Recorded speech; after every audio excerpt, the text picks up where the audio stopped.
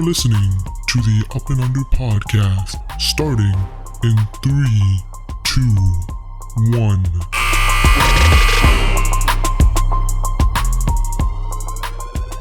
Yo, what's up, guys? Welcome into the Up and Under podcast. I'm your host, Hani. Joining me, as always, is Zeeshan. Yo. Alright, man, so now we're getting very close to the end of this regular season. Believe it or not, we're actually, believe most teams will have less than 20 games remaining on the schedule.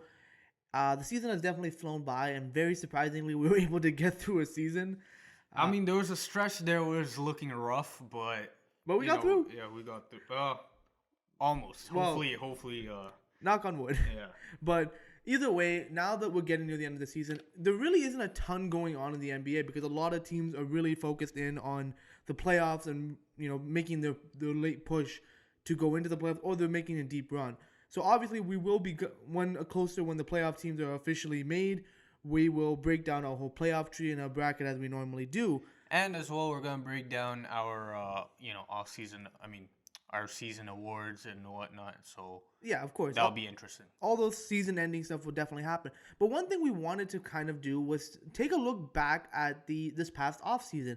Now that we have seen pretty much majority of what the season had to offer, we want to look back and see some of these big signings and some of these big free agent moves and really evaluate them now that we've had time to see them grow. Like, were these good signings? Were these not great signings? What worked? What didn't work? And there's a bunch of both, to be honest with you, because last season's offseason, pretty good, to be honest with you, all things considered. Like, there was a lot of big signings, a lot of player movement going on, and, a lot of deals did not work out. Let me just say that much. Last offseason, it wasn't as active as like previous off seasons because of the fact that the amount of stars was not, that much last off season compared to like previous seasons, as I said. But it was still a very eventful off season. A lot of things happened, and in some cases, like Hani mentioned, some moves worked out. And as is the case with a lot of, off-season moves, draft picks, whatever happens, a lot of it is a gamble, right? Sometimes things work out. Sometimes things just don't work out. And in our case, we'll see, which moves worked out, which ones did not. Yeah, and obviously before we even get started, if you haven't already done so, subscribe to the show on all the various platforms. You can find us on Apple Podcasts, Google Podcasts, Spotify, Stitcher Radio, and of course on YouTube. So definitely subscribe so you never miss a great episode from us. But moving us on into the first major set of signings that happened, and the biggest player of this past offseason was the Chicago Bulls. The Chicago Bulls made a bunch of big signings, and honestly, we were among the group that really had a lot of questions of, will this work? So obviously their big signing was signing DeMar DeRozan via a signing trade to a 3-year, $85 million deal. We all are seeing DeMar DeRozan this season. He's having clearly his best year of his career, and we should know. We watched him when he was with the Toronto Raptors, and we just see this is a completely different DeMar DeRozan. He's averaging 28 points a game, 5 rebounds, 5 assists, shooting 51% from the field. Believe it or not, 35% from 3. Just top to bottom, he's having an amazing season. He's been in the MVP conversation a couple of times. And the Chicago Bulls are the second seed in the Eastern Conference right now. Fourth. Sorry, they're fourth in the Eastern Conference right now. But again, the Eastern Conference is so competitive that, 1 through like 6 or something is pretty tight. But either way, the Bulls are having a great season. And DeMar DeRozan being their biggest signing is a big part of it. Yeah, and then speaking of other signings that they made, Lonzo Ball signing him on a 4-year, $85 million deal, and Alex Caruso on a 4-year, $37 million deal. These trio of signings has worked out very well for the Chicago Bulls. Now, granted, they have been, bad as of late, mostly due to injuries. There is the question of how good of a contender are they actually, considering they haven't even won a game against any of the top teams in both conferences, which is definitely not a good look if you want to be contenders. Right? It's a red flag for sure. And also the fact that none of the players on this Bulls team really have any playoff experience besides DeMar DeRozan. Well, besides Alex Caruso, and then DeMar DeRozan, if you want to talk about his playoff experience, is a bit Well, we know the stories, right? But Caruso's also coming off injury. Lonzo's been hurt. But the Bulls have still managed to win games here and there. And when we did our season predictions, we had the Bulls as maybe the 6th or 7th seed because we just weren't sure how well this team was going to fit together. We weren't sure how well the Zach LaVine, DeMar DeRozan pairing was going to work out with Vucevic.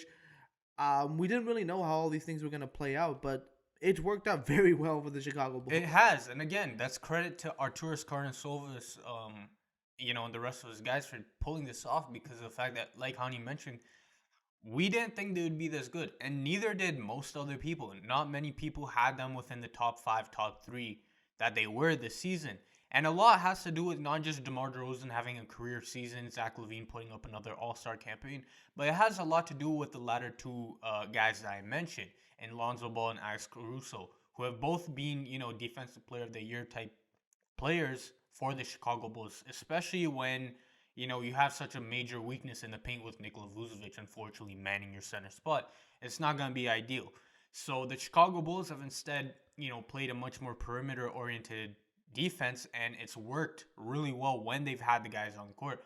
Unfortunately, Alex Caruso and Lonzo Ball haven't really been on the court that much. But, come playoff time, them being on the court should really help Chicago's chances. Though, again, I don't have Chicago within, my top contenders list. But, again, like I said, we did not have them being anywhere near the spot where they are right now. So, either way, it's very much a win for the Chicago Bulls and their offseason moves. Yeah, for sure. The Bulls had a great offseason. Bringing us into the second biggest player of last year's offseason, and they are the Miami Heat. The Miami Heat were basically like, listen, we're gonna reload, we're gonna restack up. Pat Riley, being the godfather that he is, put his chips at the table. A little bit of tampering here and there, but it doesn't hurt anybody. I mean, everyone tampers in the league, bro. Everyone does. Have you seen All-Star Weekend? It's pretty much tampering central. Basically. But the Miami Heat made a bunch of big signings. The biggest signing, obviously, being Kyle Lowry via sign and trade. They were able to sign Kyle Lowry to a 3-year, $90 million deal, obviously trading away Goran Dragic and Precious Achiuwa to the Raptors. Kyle Lowry, he's not having the most eye-popping statistical season of his career. But we, as Raptors fans, know Kyle Lowry, his value doesn't come from the stats and the numbers. What he does is brings the intangibles, the leadership, the clutchness, all those little, the toughness on the defensive end, all those little things. And he just fits for the Miami Heat. He's averaging 13 points a game, 5 rebounds, 8 assists. He's not shooting the best of his career, but again, in terms of this Miami Heat team, he's just been a perfect fit for these guys, and a big reason why they're the number 1 seed. And then on top of that, when you bring guys in like PJ Tucker, an NBA champion now, a guy who's been a great role player every stop of his career, those two guys have been great additions for the Miami Heat, and big reasons why they're the number 1 seed right now. Yeah, again, we talked about Heat culture, guys. Kyle Lowry fits perfectly within that Heat culture. And again, it's funny because of the fact that over these past 7 years or so, a lot of Miami fans were always talking smack about, ooh, Kyle Lowry sucks. Except now that Kyle Lowry's actually gone to a team, now they're all like, oh my god, I love Kyle Lowry, right? It's funny. PJ Tucker, ultimate winner, right? The guy's a glue guy. Every team wants him. And even you ask Milwaukee fans how much they miss a guy like PJ Tucker, they definitely miss him a lot. Bro, he's ring chasing. He doesn't care. And even what's interesting about PJ Tucker this year is that Eric Spoelstra's gotten even more out of him. He's been playmaking, he's been showing his off the dribble moves, he's been cutting in for layups, stuff which we had never seen this guy do basically in his entire NBA career, right? We all know NBA guys can all do that, but NBA guys play their roles. And so it's interesting for Eric Spoelstra to unleash this version of PJ Tucker at this stage of his career. Is just an interesting note to me, and a characteristic of why Eric Spoelstra is such a great coach. So Kyle Lowry, PJ Tucker were great signings. The Miami Heat also re-signed Jimmy Butler, who, they were going to re-sign him. It's Jimmy Butler. It's Jimmy Butler. But they also re-signed Duncan Robinson to a 5-year, $90 million deal, which made him the highest paid undrafted player of all time at the time. I think he still is. Yeah, he surpassed Fred. Yeah. So Duncan Robinson has been a bit of an issue for the Miami Heat because on one hand, he still is one of the best 3-point shooters in the league. On the other hand, you're paying $90 million to a guy who basically only does one thing for you. Now, again, it is very valuable in today's NBA, but considering the fact that all his numbers are down across the board, teams had to hunt him every single time on the defensive end.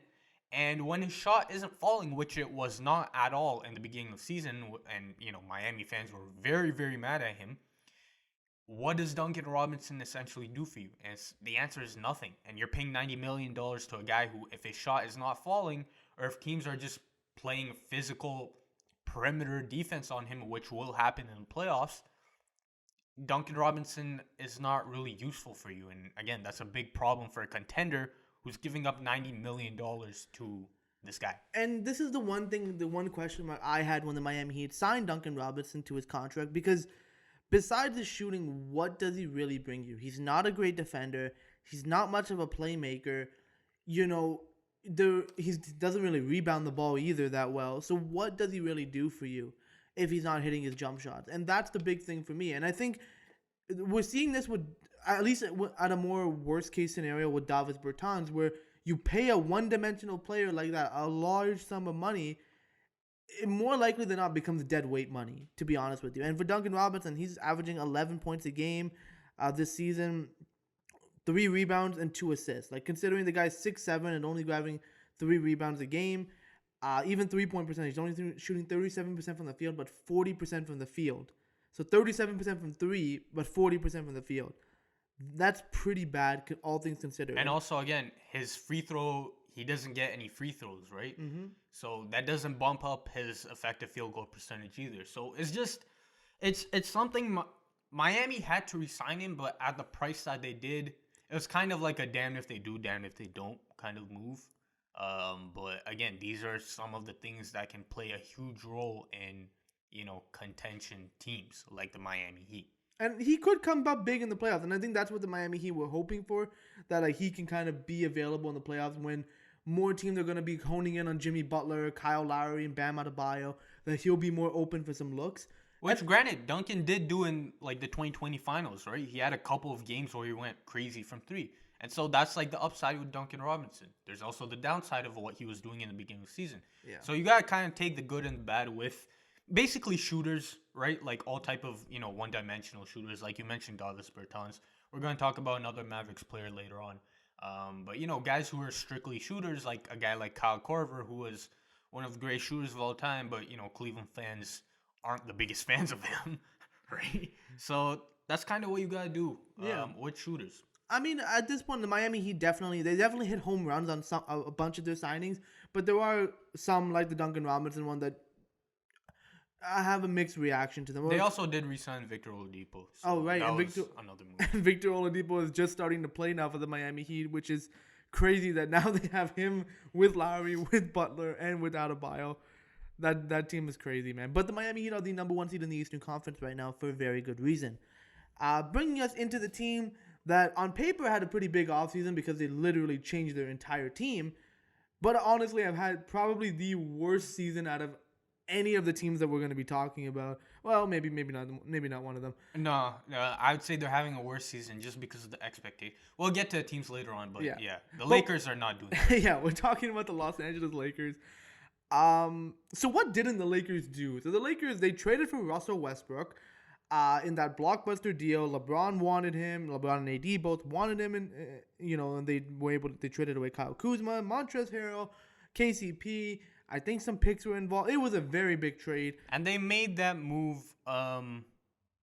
instead of the Buddy Hield move. Mm-hmm. So that's the big thing. They said no to acquiring Buddy Hield from the Sacramento Kings, who, quite frankly, would have been cheaper and a better fit with LeBron.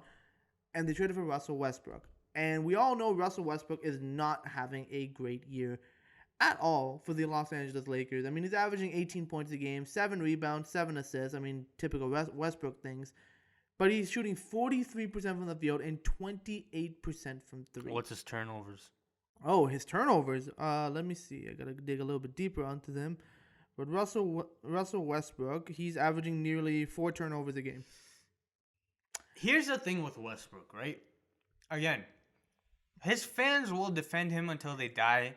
Just because of his mentality is great. Westbrook, the person, I have no issues with. Yeah, of course. Right? We're talking about as a player. right? The mentality of, Westbrook's mentality is to go hard every single game, which I respect. The issue is that's a false statement because of the fact that players who put in maximum effort every game put in maximum effort on both ends of the court, not one. And Russell Westbrook, unfortunately, has only ever put in effort on one side of the court. He's never been a good defender despite having all the tools to be an all-NBA defender, right? An all-defensive type player. And he can defend when he wants to. That's the thing with Westbrook. That we've seen when Westbrook wants to lock up, he can. But but the problem is you never see it, basically, right? Exactly. And so, especially, like, not even just on ball, but, like, his off-the-ball defense is absolutely atrocious. Like, it's terrible. It's terrible, right? And the problem with the Westbrook is that this has been the Westbrook we're seeing right now is basically the same Westbrook he's been throughout his entire career. It's just he was more athletic before, and he just did things a little bit better. The Westbrook we're seeing right now, high turnovers, bad IQ, chucking up shots, breaking his shots, not being able to finish at the rim. You know, like, this is all who Russell Westbrook has been throughout the course of his career. He's never been a great finisher at the rim. He's never been a good shooter. And the problem with Westbrook is that he's kind of the exact same player that he came into the league as, right? That's the problem with Westbrook. He never developed a jumper. His IQ never got better. He never got better on the defensive end. Whereas you look at a guy like, for example, LeBron James, who obviously LeBron James is a different caliber of player, but like you look at him in the beginning of his career and his jumper was broken. And now you see him, he's a good shooter. He's legit a good shooter now, right? And he's a proper 3-point shooter. You know, he's been able to extend his career just because of the fact that he learned how to shoot the ball. And Russell Westbrook, unfortunately, never learned that one skill. Yeah, I mean, it's kind of been the running theme with Westbrook is that the guy is just going to do his thing. He's not going to adapt to the circumstances that he's giving it. And again, the Lakers have even debated on benching a guy. But how do you bench a guy that's making $44 million? And then on top of all of that, you can't really trade him either because, A, the trade line on his path. But also, they could have for John Wall. But again, is that much of a better situation? I think it would be in a better situation that we're seeing right now. But in terms of John Wall being on the team versus Russell Westbrook, you still basically have all the same problems. We called this when the trade was even happened. It was that how the hell is Westbrook, who needs the ball and needs spacing, LeBron, who needs the ball and needs spacing, and AD, who needs the ball and needs spacing, how are those three all going to play together? And we're seeing the culmination of it. First off, you know, Anthony Davis, always disabled, Glass Davis himself is, he's hurt again. LeBron in year 19 has to carry the load for the Lakers.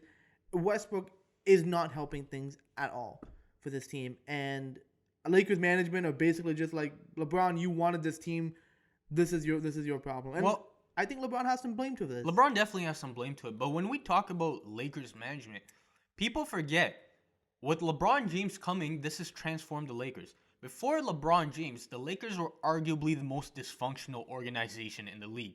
And based on reports, it really hasn't gotten better. The only thing that's changed for the Lakers is that a top 5 guy in LeBron James in NBA history came to the Lakers. Yeah, I mean, that's the only thing that's changed.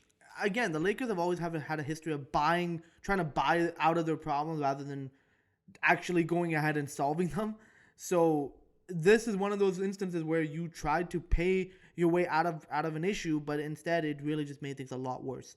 Speaking of other signings that the Lakers have made now, because you're paying LeBron, AD, and Westbrook pretty much $120 million at this point, you had to sign the rest of your team on minimum. So you signed guys like Malik Monk, who's actually been pretty good. He's been good. He's been pretty good. Kendrick Nunn hasn't been healthy, and to be honest with you, isn't really in the rotation that much. Carmelo Anthony, pretty decent, but again, Melo on the one side of the floor. Exactly. He doesn't help you defensively again, at the all. Jalen Green interview kind of sums up what Melo's been for the Lakers. I mean, a little bit disrespectful though, but I mean, is it the truth? Yes. Yes. But Carmelo Anthony, it's not the worst signing. Dwight Howard, I mean, he's old. Yeah, he's just old. He's just old. Like the Lakers tried to bring him back to kind of rectify what they thought was a mistake in terms of letting Dwight go after winning the championship. Which, to be honest with you, if you would have kept Dwight after that, maybe he would have been a little more rejuvenated and healthier, whatnot. But Dwight Howard, not great. Kent Bazemore has Terrible. not worked. DeAndre Jordan's cut from the team. So that's already done. Trevor Ariza is old. And Wayne Ellington is also old. So the retirement home is clearly showing its age. And then again, when you add on the fact that like you could have had Kyle Lowry last year, and who knows, if you get Kyle Lowry last year, maybe he stays. Maybe he doesn't want to move his family to another city. And he just chills in LA. And they re-signed THT, who also has not been great. That's what I was just talking about. You could have gone a guy like Kyle Lowry for THT, but the Lakers were like, no, we're keeping THT. He's gonna be like amazing. Which maybe he will be. I don't know. He's only like, 22, 23 right now. He won't be with the Lakers because the Lakers won't develop him. Exactly. That's the problem. If the Lakers actually put time and invested into him, that's a different story. And so he's being terrible for them as well. So because of the fact that, like Hani mentioned, you're paying 90% of the cap to 3 guys, one of whom has been terrible, the other of whom has been completely injured all the time, right? It's forced a guy like LeBron James, who's in his 19th season, to be backpacking. I know LeBron haters will be like, oh, he's not playing defense. Well, bro, the guy's doing everything he can for this team. He's in his 19th season. He's played more minutes than basically anybody in NBA history. And he's backpacking the offense because his whole team is trash. Now, again, LeBron bears some blame in this because of the fact that Lakers management doesn't make these moves without consulting him. But at the end of the day, it's not LeBron James' job to make the team. It's guys like Rob Pelinka's job to make the team. And Rob Pelinka has categorically failed in this regard in the past 2 years, right? Ever since their championship, it's just been downhill from there. Getting rid of KCP, getting rid of a guy like, I wouldn't have minded if you got rid of Kuzma, but you got to bring in something that fits better, which they clearly never did. And so it's just being downhill from their championship run. Oh, yeah. And letting a guy like Alex Caruso go. And that's the big one, because you can't even blame that on LeBron, because LeBron wanted him back. Like, he really wanted him back. But they couldn't afford him. Well, they could have. Caruso said he was willing to take a pay cut. They just didn't want to pay him, because they're like, we can get, like, Malik Monk. Well, I mean, Alex Caruso brought a lot of value to the Lakers, and clearly the Lakers aren't the same team without him. It's just a bad team overall. Like, they don't have any centers. Shout out Stanley Johnson for playing center for them. LeBron James is basically their center right now. Like, it's bad. I mean, at this point in time, the Lakers are probably either going to be in the play-in or probably going to miss the playoffs. And don't be surprised if there's going to be a big move by the Lakers in this offseason where they're going to trade one of these stars. And I wouldn't be surprised if it's Anthony Davis. Well, no. Russell Westbrook has reportedly already told the Lakers management he wants to move in the offseason. So that, I think, will happen. It'll happen somehow. You can move contracts. Like the John Wall situation has shown that you can move contracts around in the NBA if you have enough pieces moving for you. The thing for the Lakers, though, is that basically all the guys that they have are on expiring deals, minimums.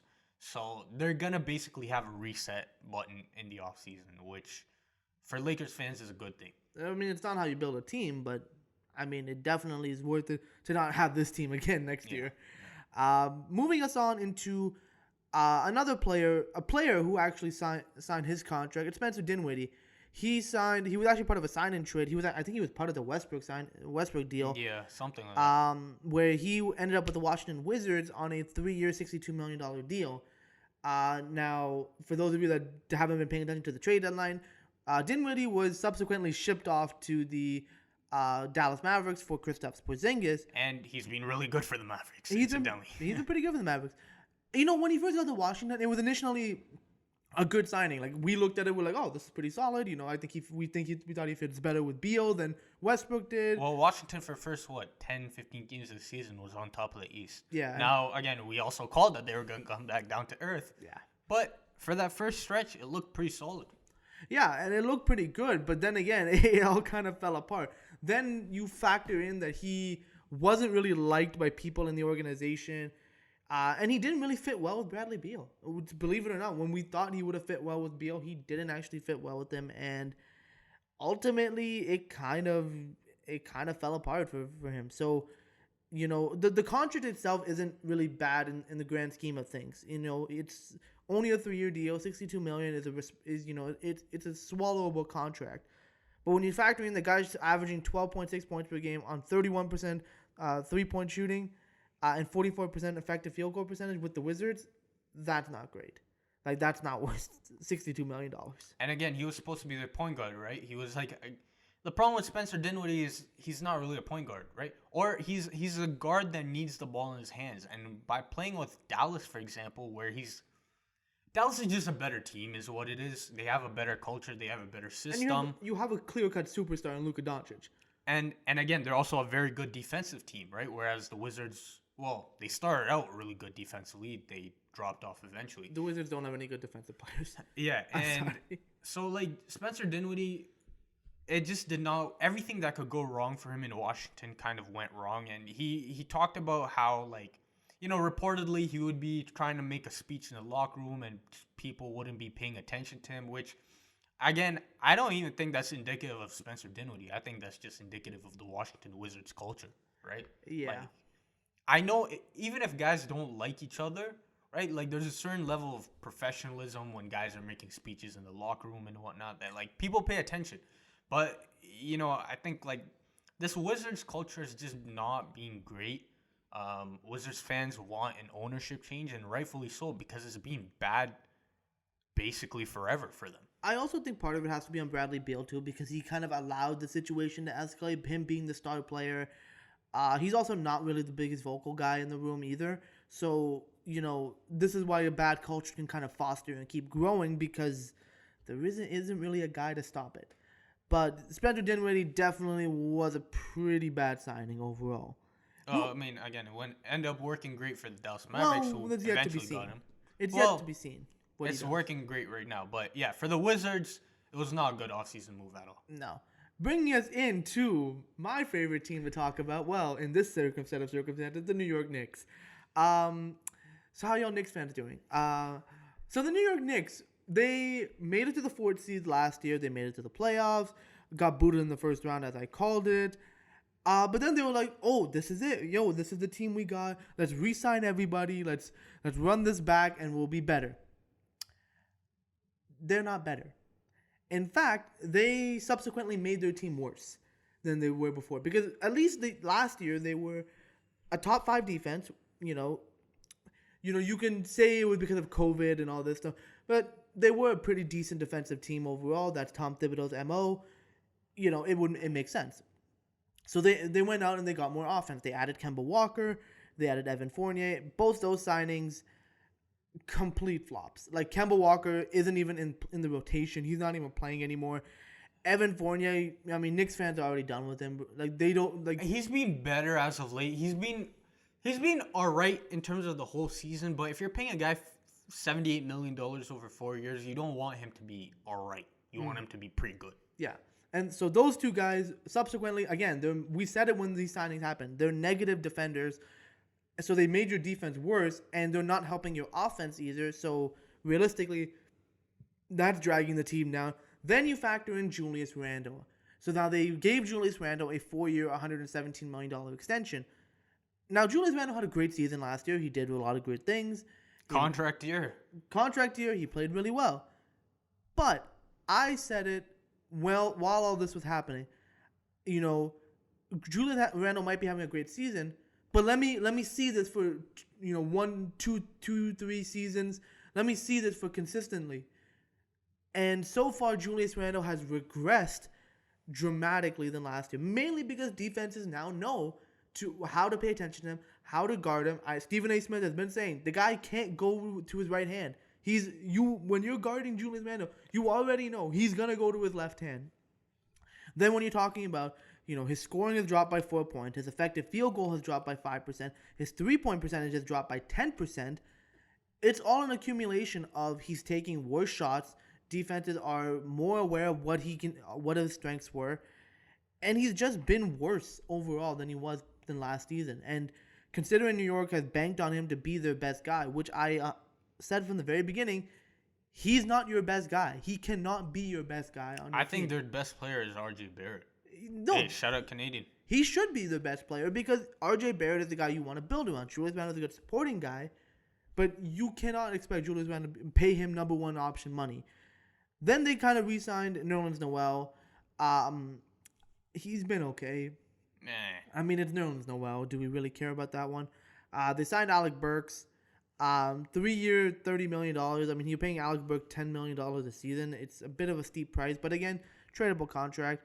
The Derrick Rose money, I actually don't mind it because D Rose, he's just been hurt this year, but he deserved them. Out of all these guys, I think Derrick Rose deserved the contract. Well, he does, but the problem is when you talk about Derrick Rose being hurt, that's kind of the MO for his career. Yeah. So, like, these contracts individually, Nerlens Noel, Alec Burks, Derrick Rose, they're not terrible contracts, but the problem is you're paying these guys, what is this, 105 million over the next 3 years to these three guys. Now, obviously, these guys are probably going to get traded down the line. Nerlens Noel, Alec Burks, tradable contracts, but again, you sign these guys to a combined $105 million, right? So it's not great for the New York Knicks. Julius Randle he's been better as of late. He's been better, but he's not the guy that New York wants to be giving that number one option spot to. Now, the one person we haven't talked about in all of this is Tom Thibodeau. Tom Thibodeau has done the classic Tom Thibodeau of get to a new team. First season, everything goes great. The rest of the time, everything goes to hell. I wonder who called that. I mean, you did call that. You literally called that. Flat out called it. As soon as he got hired, like, I'm sorry, this is who Tom Thibodeau is. I will not be surprised if he gets fired this offseason, rightfully so, because he's not what the New York Knicks need. The New York Knicks need someone to come in, develop R.J. Barrett, and for the New York Knicks front office, Worldwide West and Leon Rose needs to come together and, build a team around R.J. Barrett. And apparently, who was it? I think it was Worldwide West who was trying to already fire Tom Thibodeau, but yeah, like Tom Thibodeau, he's always been known as a defensive guy, but the problem is there was a video on it I watched recently. I can't remember who made the video, but it was a very good article or video. I can't remember. It basically talks about how Tom Thibodeau got the defensive rep. The problem is his defense, his innovative defense came in the early 2010s. And it was a great thing for its time, but basically everyone else started copying it. And he never developed further than that. And so his whole defensive reputation has kind of gone overrated in the new era because of the fact that everyone runs, his ice defense. That's basically a standard defensive principle in today's game. Tom Thibodeau is not a modern-day coach. Like, that's the bottom line. He's not a guy who can coach in this era anymore because, A, he was never good with young players. B, he doesn't like rebuilding and developing. And C, his defensive system is outdated in terms of everyone knows it. Everyone uses it. It's already implemented. And even like when we talk about his rotations, right? The issues with his rotations, playing random guys, playing a guy like Alec Burks at point guard, which granted, they don't really have that much options, but again, not ideal. Even a guy like Julius Randle, who's been bad for the Knicks, right? Even that is like, you're putting Julius Randle at the top of the key. Like, what's Julius Randle the most effective at? Going downhill with his left hand, finishing at the rim. Instead, Tom Thibodeau has him in sets where he's running him at the high post like he's like Marc Gasol or something. Like, bro, that's not Julius Randle's game, right? I know he did it last year because he made every shot last year. But that's just not who Julius Randle is. And for a coach to not understand the scouting report of his own team and to know what his players' strengths and weaknesses are, it's a clear issue. It's a big issue. Yeah, for sure. So the New York Knicks, currently the 12th seed in the Eastern Conference, most likely not going to make the playoffs as I expected. But again, Knicks fans should not be surprised because this is who the New York Knicks have always been.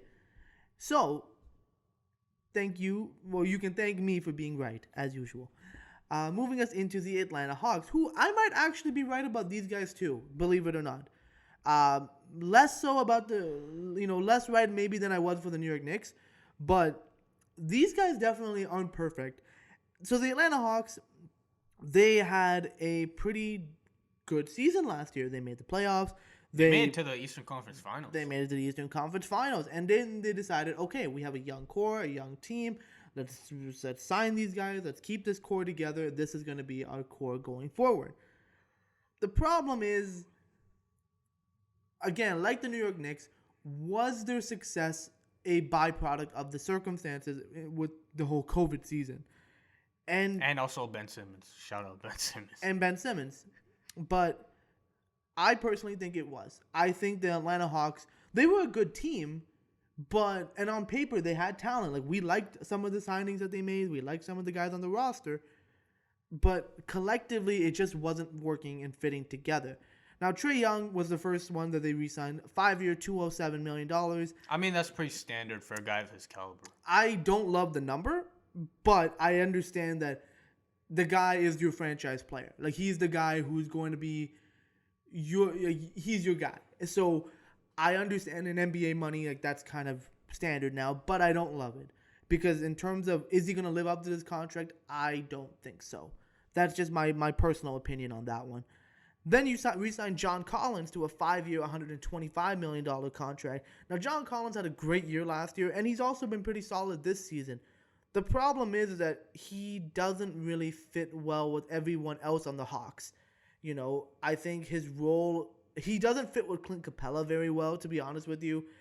And I think when you're talking about who does Trae Young need to get involved more, now Trae Young is more of a guy who can score by himself, and you'll need to screen for him, and you either be his lob guy or he's just going to float it over, hit a floater. So John Collins doesn't really fit that mold.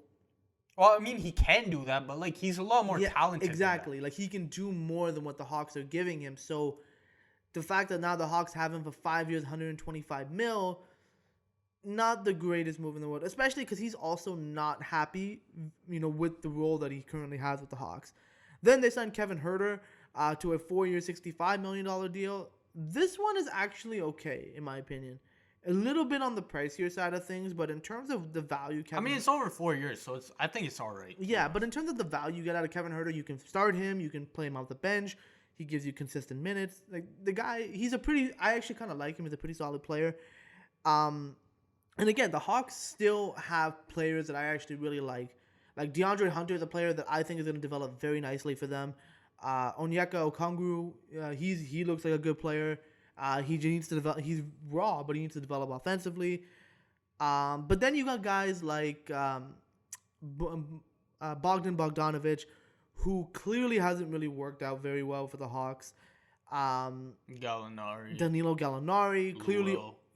clearly old. Lou Will's retiring, so this guy's gone.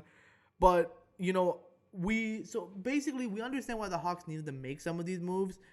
But the team itself clearly doesn't work together. Yeah, exactly. Like, individually, these moves are fine, I think.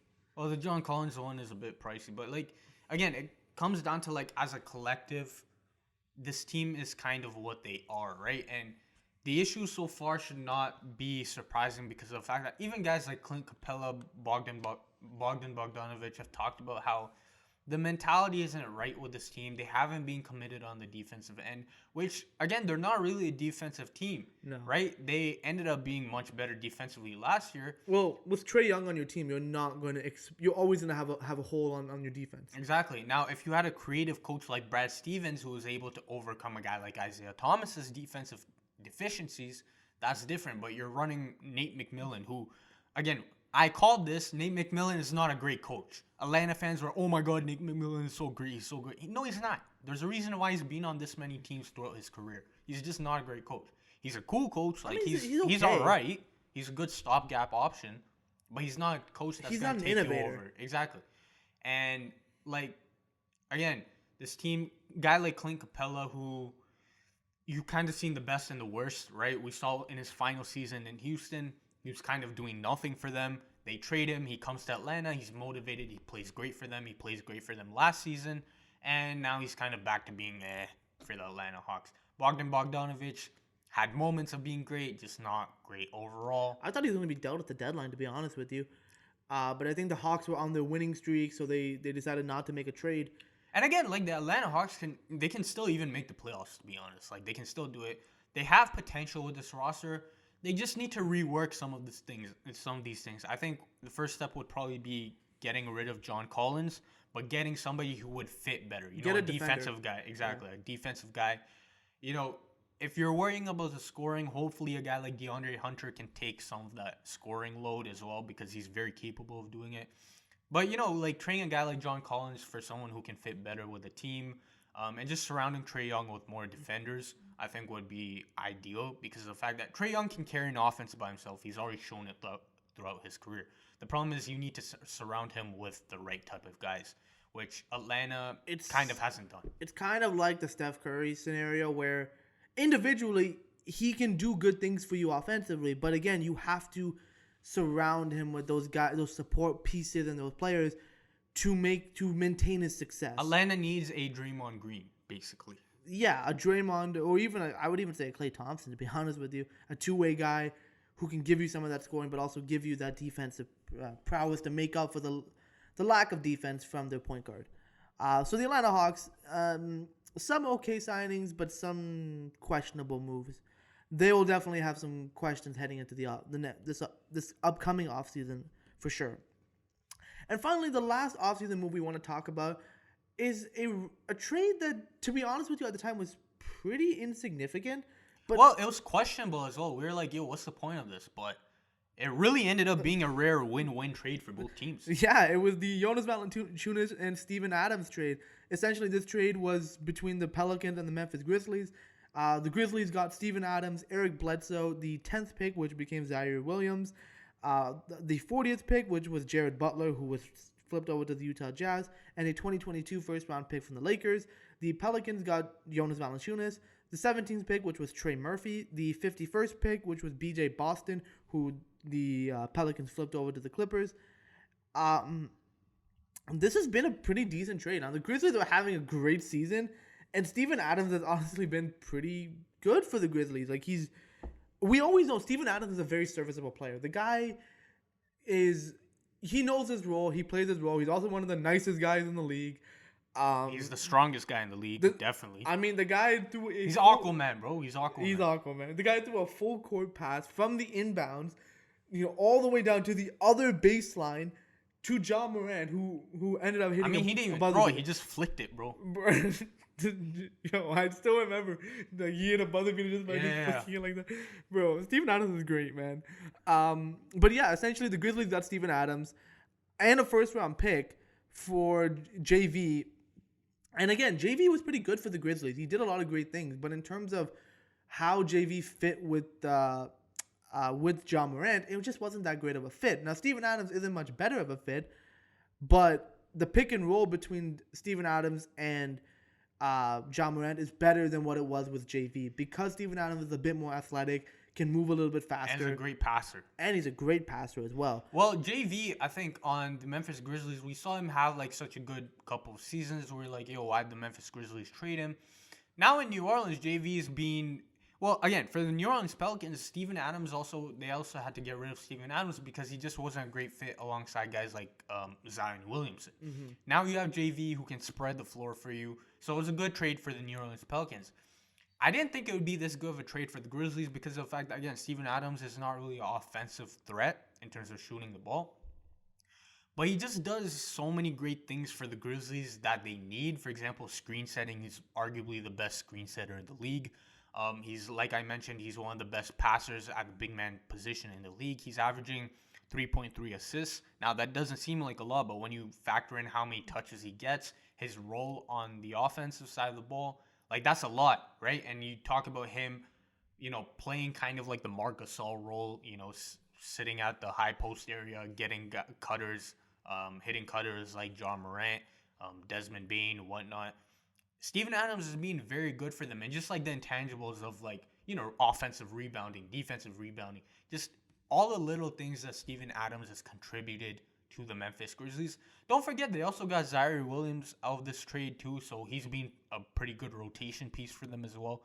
So overall, this just ended up being a very good, win-win trade for both teams, which I don't think any of us really saw coming. JV averaging the second highest point per game of his career. I was about to mention, JV now with the Pelicans can be more of a scorer than he was with the Grizzlies. The Grizzlies, he always had to give it up to John Morant. Now with the Pelicans, I mean, they just give him the ball. They're like, JV, go eat, which is something that he never got when he was with Toronto. He didn't get that. He got a little bit of that in Memphis, but now in New Orleans, you're truly seeing if you allow JV to be JV. He can do some damage. Again, his numbers are going to come down a bit more, especially if Zion comes back, because now they have CJ, they got BI. If they get Zion back, then obviously his numbers are going to go down a bit more. But it's clearly a better fit than, for example, Steven Adams in New Orleans. So, again, a rare win-win trade, I think, for both teams in that regard. Yeah. So those were some of the moves of the offseason and some of our thoughts on them now that we've seen them in action over the course of this season. Let us know what you guys think. What moves of the offseason do you think worked out? Or what moves do you think didn't work out? Let us know either on the comment section on YouTube or on social media. Bringing us finally into the Up and Under segment for this week. Some decent amount of news this week. First and foremost, are you up or under on Ben Simmons? He made his return to Philadelphia. Did he play? Absolutely not. But he sat on the bench, but the Brooklyn Nets ended up destroying the Philadelphia 76ers. So, are you up or under on the Ben Simmons return? I'm under on it because I actually watched the first half of the game in anticipation of a great playoff type of matchup, and I was very much disappointed with a guy like James Harden who did absolutely nothing. But you got playoff Harden. I mean, that is true, right? You got playoff Harden now. It was terrible, man. Like, it was absolutely disgusting. I feel like Philly just kind of, they were too hyped about the game. Like, you could see it right away. Joel Embiid was forcing the hell out of his shots. All of his points basically came from the free throw line, just because he was forcing it. Now, again, that's a good thing on most nights, but KD, I think, made an interesting point about it, where he was like, yeah, everyone's talking about Embiid going to the free throw line over and over again, but it actually worked out for us. It helped us because of the fact that their offensive flow was broken as a result of Joel Embiid going to the free throw line every single time. So I think that was a pretty interesting point in terms of them, Philly wasn't able to play the free-flowing type of offense that they wanted to against the Brooklyn Nets. And shout out to the Brooklyn Nets because of the fact that offensively, we know they're great offensively, but defensively, if that's the type of defense you're going to get from Brooklyn on a nightly basis in the playoffs, everybody better watch out because, Kyrie Irving playing defense like that. I doubt it. I doubt it, but it's very much possible. I think this was just a setup. They wanted to win this game because they heard all the noise. And you already know you have the pettiest team in the league now with Kevin Durant, Kyrie Irving, and now Ben Simmons. So, of course, these guys are not going to take too kindly to any sort of criticism, whether it's constructive or whether it's destructive. It doesn't really matter. These guys were going to be up for this game. And I just find it funny that Ben Simmons was laughing throughout this game because I just feel like you didn't do anything. You literally did nothing. It's very easy to run and hide behind Kevin Durant, one of the best players in the world, when you were too afraid to suit up on the court. And you cannot tell me Ben Simmons is not ready to play. He's ready to play. The fact of the matter is the guy doesn't want to play in Philadelphia. He would have gotten, if anyone watched what happened to Goran Dragic when he played against Toronto this season, Ben Simmons would have gotten that, but like 100 times worse from the Philly fans, and rightfully so. People are like, oh, wow, the Philly fans are being so mean to him. Bro, Ben Simmons turned his back on them. He literally gave up on the city and the fans. Well, he gave up on his own game. He didn't even want to work. You pay a guy 140, whatever it is, they supported $140 him. million. All you ask him is, dude, you're playing a game, right? You're getting paid $140 million to play a game. All we ask is that you just get better at that game. Just do and your you're job. He's a top 5, top 10 talent in the league for sure. The problem is he didn't want to work on his game. Then when people criticize him for not working on his game, then he wants to quit and he wants to cry about it. Like, bro, get out of here, man. I hope Ben Simmons does not win anything. Seriously. I really hope. But again, Brooklyn's a good team, so well, Brooklyn has good players. I mean, you have Kevin Durant and Kyrie Irving. Well, Kyrie Irving again, and an underrated factor. Kyrie Irving has fresh legs. He hasn't really been playing all season. That's annoying to me. It's like the guy literally got to sit at home because he wasn't allowed to play because of the vaccine rules, and now it literally means nothing. Like the guy was able to just sit down and chill, and still get paid for it. And again, we talked about Seth Curry also being in this trade. He played a great game against Philly, so Seth Curry was not a minor part of this deal, right? So yeah, it was an interesting game. Hopefully, if they meet each other again, we get a much better showing. Sorry, one last point on the Sixers. James Harden and Joel Embiid better not put up that performance again if they expect this pairing to work. Because Daryl Morey has staked his career and reputation on this move working out. And James Harden has staked his claim and his reputation on this move working out. So that was an embarrassing performance by James Harden. Next up, are you up or under on Stephen Curry saying he's proud of how Russell Westbrook has handled fan criticism? Okay, I'm a little okay. I'm under on it from the standpoint that I don't think Russell Westbrook has handled the criticism that well. I don't think he ever handles criticism that well. But to be fair to Russell Westbrook, he is getting a lot more egregious criticism than he probably should be getting. Like death threats to his family and all that stuff, I think is crossing way beyond the line like right now, because that has nothing to do with what he's doing on the court. His family, his personal life, that has nothing to do with what he does on the court. You can criticize his game on the court, which is completely fair game, and I think that is fair criticism to Russell Westbrook. But you can't, like, his family and what he does in his personal life is off limits, I think, to anybody. So that's number one. But number two is Westbrook is also the type of guy that isn't going to take kindly to any criticism. He really doesn't like hearing any version of criticism, to be honest, which is why the reason he hasn't improved his game in a while. You know, ever, to be honest. Well, Billy Donovan was, well, actually, no, even further, Scott Brooks was scared to even, to bench Westbrook at times or to take the ball out of Westbrook's hands when Kevin Durant asked him to do so, because Kevin Durant's like, yo, this guy's not helping the team out. And Scott Brooks was like, bro, he made Kevin Durant leave, bro. Like, yeah, whatever you want to say, he made a top 2 player in the league leave. Like, that's not a good thing. No. I again, to your point, obviously, like, going outside the line, like, talking about his family stuff, like, obviously.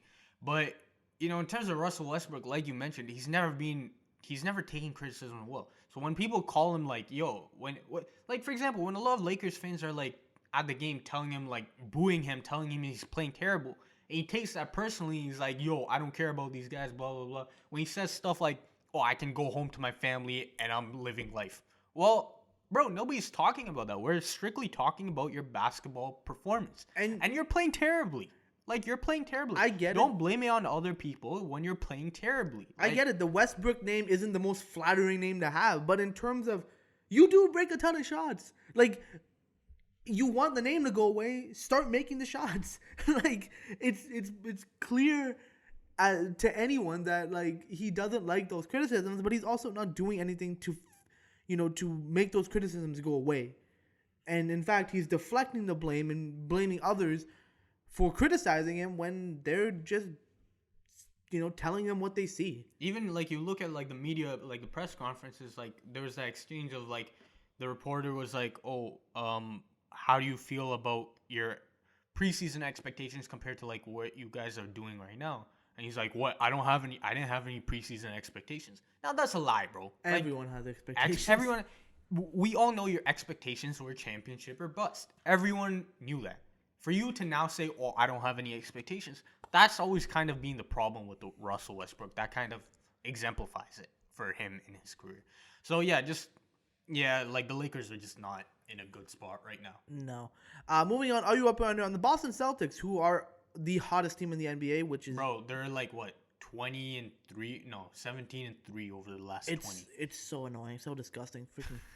It's horrible. But the Boston Celtics signed Nick Stauskas to a 2-year deal. Hey, shout out to the Canadian, bro. Nick Stauskas, yes. Yeah, I'm up on it, bro. Happy he's back in the league, man. Like, he can shoot the ball. He just needs to, like, not be a negative at basically everything else on the court. I mean, the Boston Celtics, like, man, I don't know where this turnaround really came from. I think it was just trading away Josh Richardson. It was trading away Dennis Schroeder is what it was. Ah, yeah, that's what it was. Josh Richardson wasn't that much of a problem. It was Dennis Schroeder. Like, you trade away Dennis Schroeder, you get back Derek White. Team, like, completely changed. I mean, I like Derek White as a player. He's been good for them. Ime Udoka's kind of figured out what's worked, and the Boston Celtics defensively have really tightened up. And side note, Derek White was a former player when Ime Udoka was under the Spurs, and Ime Udoka knows how to use him. So not a bad move. I mean, the Celtics obviously, like, they'll go out and sign guys that they need, but they're turning their season around, man. It's really annoying. Next up, are you up or under on the 76ers signing DeAndre Jordan after the Lakers waived him? Hey, this proves if you have connections, you can keep a job. Bro, I'm under on it, bro. How do you go from DeAndre Jordan, who arguably was better than the freaking DeAndre Jordan, and then you sign him right after the Lakers waive him. It's like Andre Drummond and DeAndre Jordan are just like changing places. Like, okay, they should do what did they do? Larry Nance and Josh Hart did. Yeah. Like, let's just keep swapping houses, because we're going to the same place. It's funny because both are kind of like looked at the same. Where Andre Drummond's kind of repaired his reputation over this past season because he's been good this past season. But DeAndre Jordan, like, man, like, I don't. This guy's washed. This guy still has a job. Like, bro, come on. Like, okay, if he was the end of the bench, like, veteran player, okay. But, like, bro, this guy's still playing games. And again, Brooklyn fans warned Lakers fans. Now Lakers fans are warning Philly fans. I don't know why the Sixers would sign him. Like, that's my big thing. Like, why would you sign him when you just... Like, you have Joel Embiid. You don't really need another center. Like, you don't need another big body center. Well, even that. You don't need another guy who's going to give you, like, extremely negative minutes. Yeah. Okay? Well, again, maybe it works out. Who knows? I don't think so. But we said that about Andre Drummond, and it actually worked out pretty well for Andre Drummond to Philly. I don't see the Sixers. Yeah, I don't see that. I mean, DeAndre Jordan is reuniting with Doc Rivers again, so maybe that's something, but I have no faith in it. Finally, are you up or under on the Los Angeles Lakers signing DJ Augustine? I mean, I'm up on it. I would have loved to see him in Toronto, but I mean, DJ Augustin's not going to fix your problems. And also, why the hell would DJ Augustin, when he had all the contenders to go to, why would you pick the Lakers? Well, because I guess he's going to play, but we saw how that worked out against Houston, where Houston just basically, if you wanted to lose games, you would have stayed in Orlando. Yeah, whoever DJ Augustin was guarding, Houston just let him shoot the ball. Again, the Lakers are down bad. Yeah, it's horrible. But yeah, with that concludes this week's episode. We hope you guys enjoyed it. Definitely subscribe to the show on all the various platforms. You can find us on Apple Podcasts, Google Podcasts, Spotify, Stitcher Radio, and of course YouTube. So definitely subscribe to this. You don't miss a great episode from us. Also follow us on social media, Twitter and Instagram at @UpLetterNUnderPodcast, Facebook.com/UpAndUnderPodcast for all the latest updates whenever we post a new episode or a reaction to news as they occur. So definitely check that out if you haven't done so. Also, check out our website, UpAndUnderPodcast.com. The website has gone through a facelift and a new renovation, so definitely check it out. It's our central hub for the show. It's a place where we write our blog post with every single episode, but on top of that, you'll have access to not only the audio itself, but you'll also be able to access the videos all from the site. So it's the written version of the episode. And the written version of the episode. So everything is kind of in one place. So definitely check it out. We really like what we did with the sites, and we would love it for you guys to check it out and use that as a new hub for us. So that's definitely new. And yeah, man, playoff time is around the corner. Things are getting real. Yep, they are definitely getting real. But with that concludes this week's episode. We'll see you guys all in the next one. Take it easy. Easy.